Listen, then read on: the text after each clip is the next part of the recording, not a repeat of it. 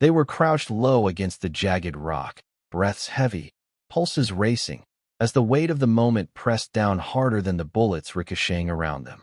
The Navy SEALs had trained for situations where chaos ruled the battlefield, but even training couldn't erase the suffocating reality of being pinned down with absolutely no line of sight.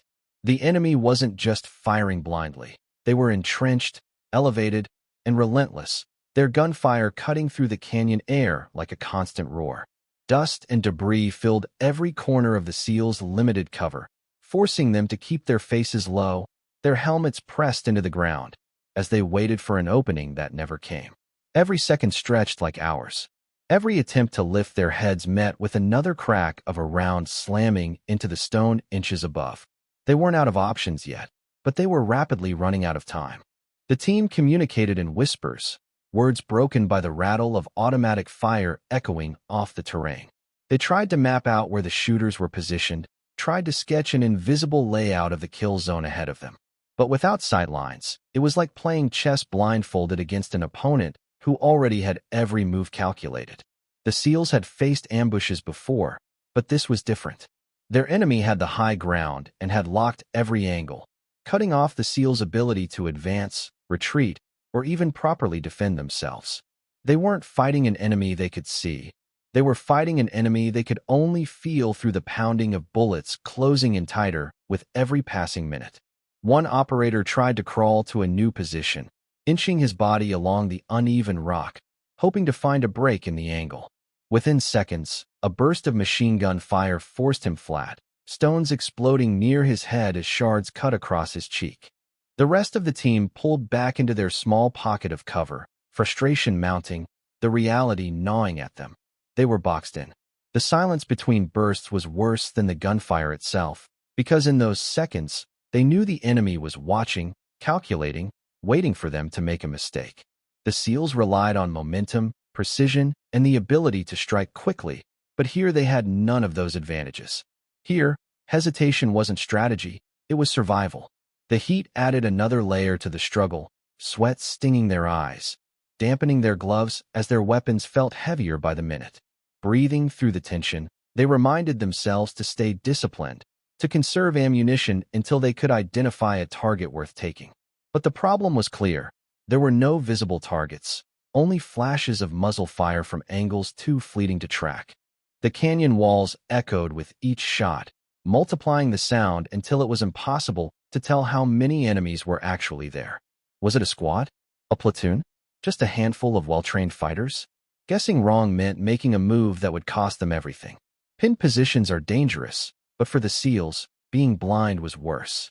Their training taught them to exploit weaknesses, but without a line of sight, there was nothing to exploit. They had no chance of advancing without someone breaking the stalemate, no way of calling in effective support without eyes on the enemy. The team leader clenched his jaw, scanning his brothers in arms. All of them crouched low with the same question burning in their minds. How do you fight what you cannot see? The sound of incoming rounds was deafening, each impact shaking the ground, each ricochet another reminder of how vulnerable they were. Time dragged, and with it, the stakes rose. Ammunition wasn't limitless, and neither was their cover. Every burst that chipped away at the stone around them narrowed their safety further, turning solid walls into crumbling fragments. Dust swirled in the air, making it hard to breathe, hard to see each other, but it didn't matter. Seeing each other wasn't the problem. Seeing the enemy was. That was the gap, the missing piece, the difference between moving forward and being trapped until reinforcements arrived, or didn't. The sense of helplessness was foreign to them, unwelcome, like being stripped of the very tools they had built their lives on. And still the enemy's fire didn't let up. It was measured, controlled, as though the shooters knew they had the SEALs exactly where they wanted them. Each second of suppression felt deliberate, each volley a reminder that the SEALs weren't just under attack. They were being hunted, locked into a kill zone with nowhere to go. Even the most battle-hardened among them knew. Without breaking line of sight, there was no mission, no chance, no survival. The enemy fire wasn't random. It wasn't the desperate, wild spray of amateurs trying to overwhelm by noise. It was deliberate, measured, and mercilessly precise. cutting through the air with the rhythm of a predator that knew exactly where its prey was hiding. Every burst came from a position the seals couldn't reach, each one locking them tighter into their makeshift cover. Bullets struck stone, splintered dirt, and hissed through the air, forcing every man to flatten himself against the ground. It felt as if the enemy had anticipated their every move, as if invisible eyes were always a step ahead. For the seals, this wasn't just an exchange of fire. It was a cage being built around them with each pull of the trigger. The terrain amplified the danger. They were caught in a kill zone where every angle of approach was already sealed by hostile positions. The enemy had the high ground, and that advantage translated into control.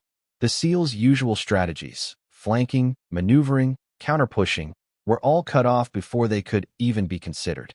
Every attempt to reposition was answered instantly, gunfire chasing them back into cover. The very environment that should have provided them with tactical opportunities was being turned against them. Their pathways became choke points, their cover turned into traps. The ground they crouched on wasn't sanctuary. It was the center of a tightening noose. The longer the firefight continued, the more suffocating the situation became. The enemy's suppressive fire wasn't designed merely to wound. It was designed to control. Each volley kept the SEALs pinned, each burst denying them the freedom to move, to fight, to see. They could hear the crack of rifles, the heavier thump of machine guns, and somewhere farther off, the metallic echo of ammunition belts being fed into hungry barrels. The rhythm of it was almost mathematical. Suppress, pause, reposition, suppress again. It was a strategy designed to corral them into paralysis, and it was working. Inside that chaos, the SEALs' discipline was tested to its breaking point. They wanted to fight back, to unleash the fury that years of training had forged into their bones. But the harsh truth was that firing blindly would waste ammunition they couldn't afford to lose. It would expose positions that needed to stay hidden. It would give the enemy exactly what they wanted, predictable moves. So they held back, teeth clenched, waiting for a glimpse of something, anything, that would give them an opening. Patience in battle is strength, but patience while being hunted feels like chains. Every passing minute carried a weight heavier than the last. Communication between the men was sparse, short bursts over radios and whispered signals across the narrow cover. They exchanged information about what they heard, trying to triangulate positions based on echoes and impact zones. But without visual confirmation, it was like piecing together a puzzle in the dark. Each bullet that slammed into rock told a story about direction, distance, angle, but those stories were incomplete, fragmented, and too dangerous to test. The enemy had locked them in so tightly that even gathering intel became a deadly gamble. Ammunition conservation became a critical thought in every man's mind. They carried enough to fight, but not enough to waste on guesswork. Every magazine had to count. Every shot needed purpose. And so, the magazines stayed heavy, even as their hearts did the opposite. The frustration was palpable. SEALs thrive on aggression, on seizing initiative, on dictating the terms of engagement. But here, they weren't dictating anything.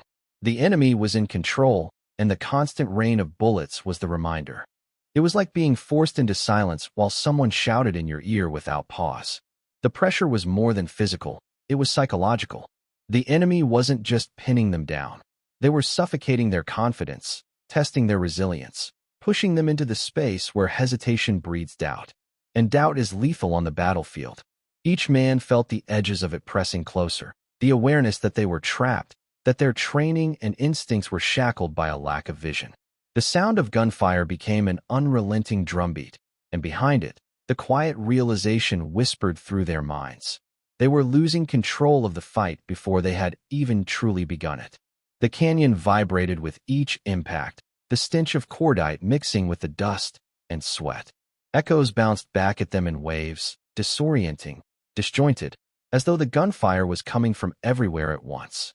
Some rounds skipped across the rock surface, whining as they ricocheted unpredictably, making even the cover feel unstable.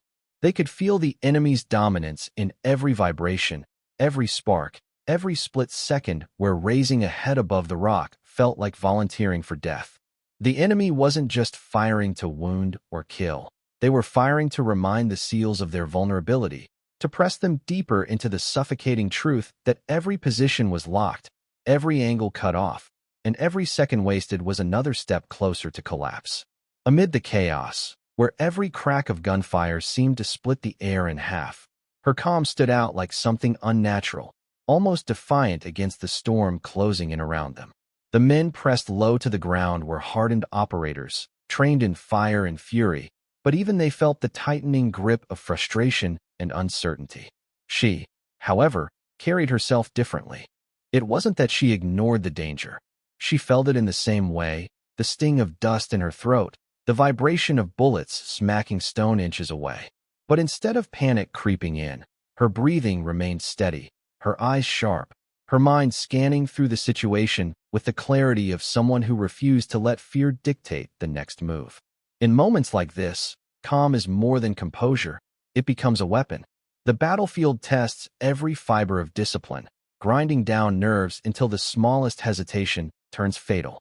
Yet there she was, steady in the middle of it all, her body aligned with her rifle, her focus narrowing like a blade.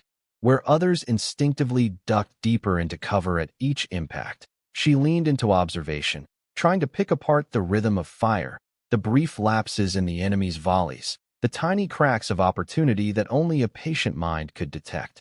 It was the type of control that didn't just steady herself, it steadied the team around her. Her presence shifted the energy. The SEALs around her, pressed to the rocks with frustration biting into their thoughts, began to notice it too. They caught the stillness in her hands, the way she didn't fidget, didn't waste movements. She wasn't rushing, wasn't second-guessing. She was calculating. In combat, that kind of unshakable demeanor doesn't just keep one soldier alive. It ripples outward, reminding the others that chaos doesn't have to mean collapse. Even when the enemy seemed to have stolen every option, her calm suggested that options still existed. They just hadn't been revealed yet. The world narrowed for her in those moments, as it always did when the pressure reached its peak. The gunfire, though loud and relentless, became background noise, like a storm pounding on a roof. What mattered were the patterns within it, the seconds of silence when magazines were swapped, the shift of angles when a shooter repositioned, the subtle cues that most would miss while pressed flat against cover. Her training had conditioned her not to fear the storm, but to listen to it. Where others felt suffocated, she searched for cracks in the walls closing in around them. It wasn't the first time she had been under fire, but every firefight brings with it new terrain, new tactics, new chaos. The difference was how she embraced that chaos. Instead of letting adrenaline dictate wild reactions, she channeled it into precision. Her grip stayed firm, her heartbeat measured against her breaths. Each inhale and exhale syncing with muscle memory that had been drilled into her through countless repetitions on ranges, in training grounds, in simulations designed to mimic the panic of war. Now, in the real storm, that discipline revealed itself as calm. Others might have called it bravery, but it wasn't that, not in the romantic sense. Bravery can burn too hot, can drive reckless moves. What she displayed was something colder, something sharper, control. She knew the fear existed. She felt it the same way as every man pinned to the ground, but she caged it, turned it into awareness instead of weakness. Every nerve in her body screamed to move, to fight back, to do something, but her mind overruled, keeping her motionless until the right moment. That ability, that calm, was rarer than most wanted to admit. The men glanced at her between the bursts of fire, and though no words were exchanged, the message was clear. If she wasn't panicking, then neither should they. Her steadiness became an anchor, something to hold on to while the rest of the battlefield seemed to be slipping into madness. In the absence of sightlines, in the absence of control, the one thing they could count on was her ability to stay composed. It gave them the smallest margin of confidence, the thread of reassurance that not all was lost, that someone still held the line against the flood of chaos. The dust swirled, bullets carved the air, and the canyon trembled under the pressure of war, but she remained the same. Her eyes were locked on the horizon, not blinking against the debris, scanning with patience that bordered on defiance. In the darkest moments of combat, calm doesn't just keep you alive, it shapes what happens next. And as the enemy's fire tried to drown them all, her calm rose like a signal that this fight, no matter how suffocating, was far from over. The Barrett .50 was more than a weapon. It was a presence, a force of nature disguised in steel and recoil, a tool that didn't just fire rounds but shifted the balance of an entire battlefield. When she brought it forward, every SEAL around her felt the shift, the subtle but undeniable moment where desperation began to bend toward possibility. The weapon was massive, heavy enough that even the strongest arms felt its weight, but in her hands, it seemed to belong. She moved with purpose, lowering the bipod against the jagged surface, adjusting her position with deliberate precision, every motion signaling that something was about to change. The enemy fire still roared across the canyon, relentless and deafening, but the Barrett didn't care about distance or cover. This rifle was built for range, for penetrating armor, for tearing through the illusion of safety that walls or terrain might provide. As she settled behind the scope, her breathing slowed, her heartbeat syncing with the mechanical rhythm of preparation. She had carried this weapon in training countless times, but in the heat of battle, it felt different, alive, almost humming with potential energy, waiting to be unleashed. The SEALs around her adjusted instinctively, creating a protective bubble as she set the weapon into place. They knew what the Barrett could do. They had seen what its rounds could accomplish when wielded by steady hands. Its very presence altered the psychology of the fight. The enemy had locked them down with superior positioning, but the Barrett was the great equalizer, capable of reaching out beyond the constraints of terrain and turning distant shooters into vulnerable silhouettes. It was the kind of weapon that didn't just counter firepower, it crushed it. Through the scope, she searched for patterns in the chaos, the flicker of muzzle flashes, the faintest movement against the rocky ridges ahead. The Barrett's magnification peeled back the layers of distance, dragging the enemy closer, stripping away the advantage they thought was unbreakable. She tuned out the voices, the dust, the echo of ricochets, narrowing her world down to a single circle of glass and crosshairs. It was in that stillness, within that tunnel vision, that control began to return, not to the whole team yet, but to her hands, her trigger, her eye behind the scope. Every second leading up to the first shot was heavier than the shot itself. The men held their breath, not out of fear but anticipation, waiting for the unmistakable thunder that only the Barrett could produce. It wasn't like other rifles. It didn't snap or crack. It boomed, a sound so deep and commanding that it seemed to shake the very ground. That sound was more than firepower. It was intimidation, a declaration that the battlefield had just been reshaped. She adjusted her position slightly, angling her body to absorb the recoil, muscles coiled but mind unshaken. The Barrett wasn't forgiving. Mishandled, it could punish its user as much as its target. But she wasn't careless, and she wasn't unprepared. Every part of her stance was anchored in training, in hours of repetition, in muscle memory that had carved the weight of the weapon into her very bones. When her finger hovered over the trigger, it wasn't with hesitation. It was with the knowledge of what would follow. The first round she chambered gleamed faintly in the light before disappearing into the breach. A .50 caliber round, designed to rip through armor and shred cover, waiting to be unleashed at a target that had believed itself untouchable.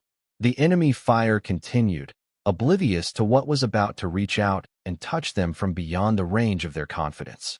Her breath steadied, eyes locked through the scope, every fiber of her being focused on the inevitable. For the team, that moment stretched into eternity.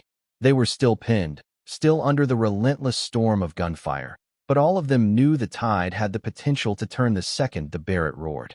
It wasn't just another weapon being deployed, it was the arrival of a force that changed the rules of engagement entirely. And in her hands, steady and unflinching, it was more than steel and ammunition. It was the promise that their cage could be broken, that the battlefield itself could be rewritten with the thunder of a single pull of the trigger. The moment her finger tightened on the trigger, the battlefield transformed. The Barrett .50 did not whisper. It thundered, a sound so distinct that it cut through the storm of enemy fire and announced itself as something far greater than just another rifle in play. The recoil surged through her body, but she absorbed it with the practiced steadiness of someone who had fired it countless times before. The first shot tore through the air like a hammer breaking glass, and with it came the immediate silence of a gun position that had moments before been spitting death into the canyon. The effect was instant, undeniable, and powerful. One shot didn't just take out a target. It shifted the balance of the fight. The SEALs, still pinned in cover, felt the weight of change. It wasn't only that the enemy fire faltered, it was the way the tone of the engagement shifted. Until that moment, the fight had been controlled entirely by the high ground, by the enemy's suppressive dominance. But now, with one precision strike, their advantage cracked. The Barrett wasn't just powerful, it was psychological warfare. Every hostile shooter now understood that their cover was not cover, that their distance was not safety, that the invisible line of sight they thought was unchallenged had just been shattered. She cycled the weapon, smooth and mechanical, chambering another round without hesitation. The Barrett was not a weapon to waste on panic shots. Each round had to matter, and in her hands, each one did. She found the next muzzle flash, traced the faint shadow of movement in her scope, and again the canyon shook with the force of the shot. Another enemy silenced. Another angle opened. Another reminder that the battlefield had tilted. The SEALs saw it, felt it, and their confidence, pressed low for so long, began to rise. The enemy tried to adjust, their suppressive fire shifting, faltering as they sought to reposition. But even movement betrayed them now. The Barrett turned any flicker, any attempt to maneuver, into a target. Each attempt to regain dominance became another risk, and with every shot she unleashed, their confidence bled away. It wasn't just a contest of fire anymore. It was a contest of nerve, and the Barrett was breaking theirs. The sound of it alone carried weight, echoing off the canyon walls with authority that no other weapon on the field could match. For the SEALs, every thunderous report of the rifle was more than protection, it was momentum. Where before they had been locked in place, each strike from her position created small cracks in the enemy's net. One less gun firing meant one less lane locked down. One fewer position meant a chance to shift, to breathe, to prepare to move. The team, watching her work, knew that the mission wasn't collapsing, it was turning. And it was turning because of her precision, her control, her refusal to let the weight of the situation crush her focus. She continued, calm between each shot, never rushing, never wasting a round. The Barrett was unforgiving in its size and recoil, but in her hands it became almost graceful, an extension of her intent. Every exhale matched a squeeze of the trigger, every squeeze reshaped the battlefield. What had been an unbreakable trap minutes earlier was now cracking open one shot at a time. The canyon that had felt like a cage began to feel less like a prison and more like contested ground. The psychological impact reached further than the team itself. The enemy, who had been so confident in their control, began to falter under the relentless hammering of rounds that tore through rock and cover alike. Even if a shot didn't find its mark, it shredded the illusion of security. They couldn't hide from the Barrett. They couldn't outrange it. They couldn't drown it with fire. The presence of that rifle, wielded with such steady determination, was rewriting their calculations with every booming strike. Each kill wasn't just a body falling. It was the erosion of the enemy's dominance. Each silenced gun meant another pocket of silence on the battlefield, another breath of air for the team that had been suffocating under suppression. The SEALs, once pinned flat, began to raise their heads, to peek from cover, to see what openings had been carved for them. The Barrett wasn't just saving them. It was giving them back their ability to fight, to move, to believe that this wasn't the end but a fight they could still win. And all of it hinged on her discipline, her aim, and the thunder of a weapon that had turned the tide with nothing more than precision and will. The silence after her final shot lingered longer than the thunder that came before it. For the first time since the ambush began, the relentless storm of enemy fire had broken, replaced by a hesitation that carried through the canyon like a ripple. The SEALs who had been pressed into the dirt, breathing dust and frustration, could now feel the shift in the air. Survival, which moments earlier seemed like a distant and fragile thread, had been pulled back within reach. And it was owed not to chance, not to circumstance, but to the decisive act of one medic who had stepped into the line of fire and changed everything. Her role was never meant to be this. She wasn't the heavy gunner, wasn't the designated sniper, wasn't the one expected to lift the Barrett .50 and become the pivot point of the mission. Her responsibility was life, patching wounds, stabilizing brothers, making sure they lived long enough to fight another day. But in the chaos of combat, roles blur, expectations shatter, and survival depends on someone willing to do what no one else dares. She had carried that weight without flinching. When the men were pinned and visionless, when the line of sight was gone and death pressed in close, she had stepped forward, calm and unyielding, and rewritten the fight with her trigger finger. The SEALs lifted their heads now, cautious but renewed, scanning the ridges where enemy fire had once been constant. The space felt different, not safe, but no longer suffocating. They could breathe. They could think. Their bodies, tense for so long, began to remember motion, to prepare for counter-movement. And beneath all of that, unspoken but undeniable, was the knowledge that they were alive because she had refused to break. Her actions had carved open the battlefield, one shot at a time, until survival was no longer a fading hope but a reality being reclaimed. The men exchanged looks, the kind of wordless acknowledgement forged in blood and fire. They knew what had just happened, even if none of them said it aloud. A medic, someone the enemy might have dismissed as secondary, had become the reason their story would continue. The echo of the Barrett's roar still lived in their ears, not as noise, but as a reminder of her resolve. Every SEAL on that ground carried the understanding that without her, the canyon would have been their grave. She stayed focused, even in the aftermath, scanning for movement through her scope, not letting adrenaline cloud the discipline that had carried her this far. Her face was marked by dust, her gloves blackened by powder, but her hands never shook. It wasn't heroism she thought about, not in the moment.